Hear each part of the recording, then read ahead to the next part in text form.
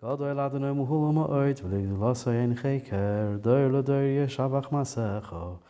my name is Rabbi Lipsey. I'm the Rabbi of the Newcastle Jewish community of the United Hebrew Congregation, and it's lovely to welcome you to our synagogue. You'll notice that on the wall here we have a case with a scroll inside. The scroll is a handwritten scroll called a mezuzah, and it contains the declaration of faith that all Jews, most Jews would know. Whenever we walk into the building, we make a habit of touching it and kissing it to remind ourselves what it's all about.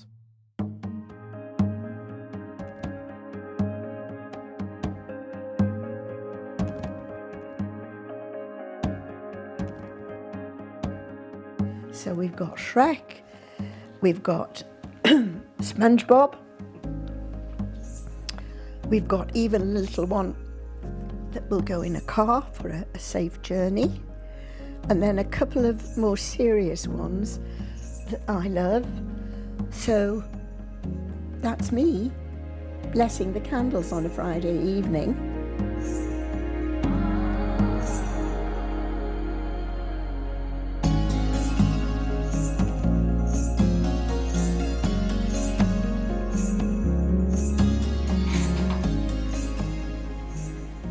Baruch atah Adonai Eloheinu melech haolam asher kiddushanu b'mitzvotav v'tzivonu lahadlik ner shel Shabbat.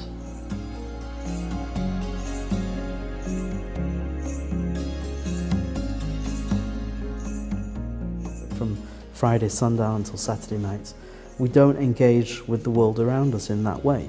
If the whole world did that, world emissions would drop by about 15%. Wouldn't that be a good thing? When you talk to kids, they say, but I can't manage without my Game Boys and things. It's trying to make it different, and it's quality time.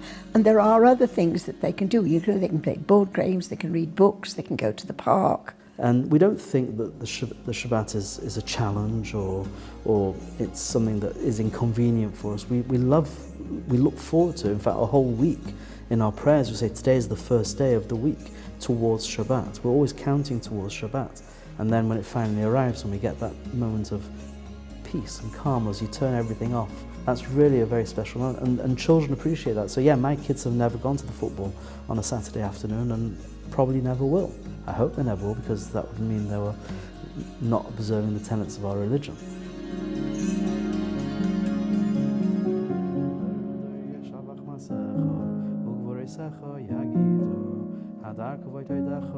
ודברי נפלאיך עשיך, ועזוז נויריך יאמרו, גדולתך ספרנו, זכר רבתך יביאו, וצדקך ירננו, חנון ורחם אדוני, ערך אפיים וגדול חסד, טוב אדוני לכל, רחמיו על כל מעשיו, ידוך אדוני כל מעשיך, וחסידך יברכוך, כבוד מלכותך יאמרו, וגבורתך ידברו, לא הודיע לבני האדם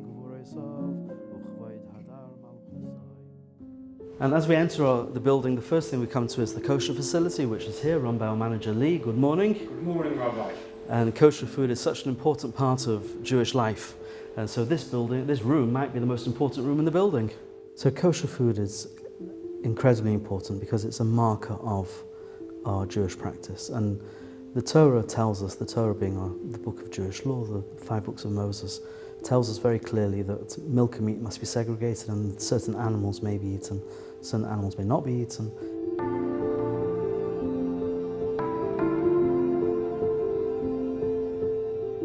So now you're in our kitchen. Welcome. And on this side, as you'll see, we have a sink and a stove and work preparation areas and storage, as you'd expect in a normal kitchen. But where it gets a little bit more unusual is if you turn this way, and you see we have another stove and another set of preparation areas and another sink.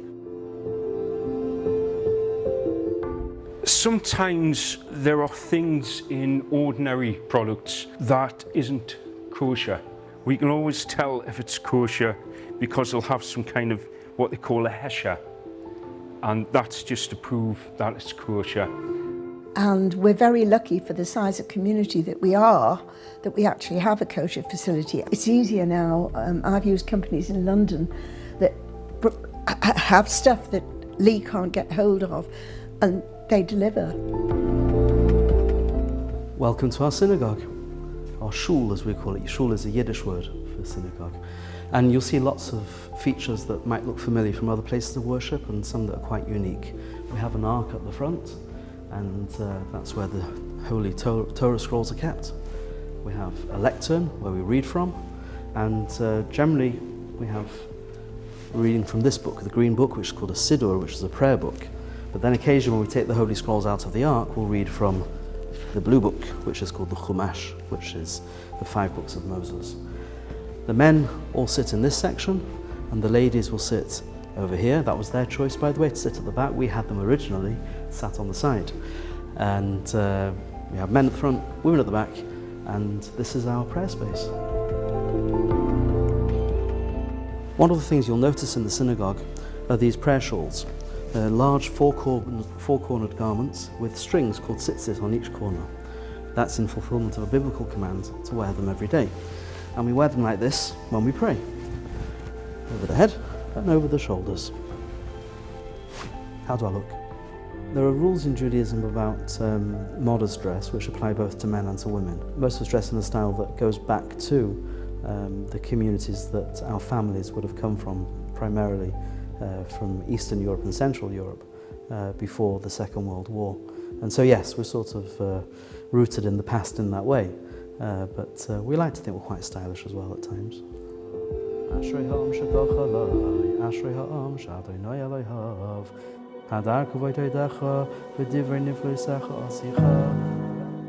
Everything is part of Jewish living. So from the moment you wake up in the morning until the moment you go to sleep at night, every moment of that day, there's a way to do it in a Jewish way, in a correct way for a Jew.